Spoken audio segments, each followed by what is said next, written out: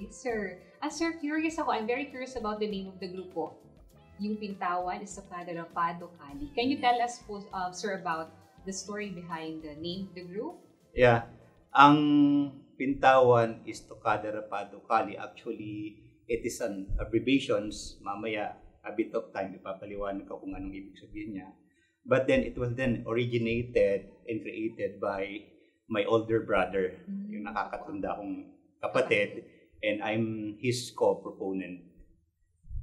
Now, it came from a different various martial arts, but we concentrated on Filipino martial arts.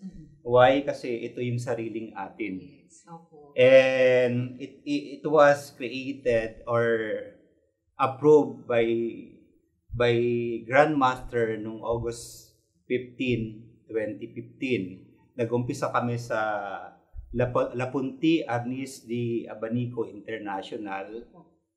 Came from Cebu kasi yung mga Kali practitioner naman or kilala natin ngayon as Arnis, most of them came from Cebu. Just like remembering the Battle of Mactan with Lapu-Lapu in Magellan.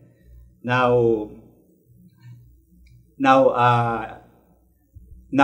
to promote our Filipino martial arts, not only Filipino martial arts, but our traditions, our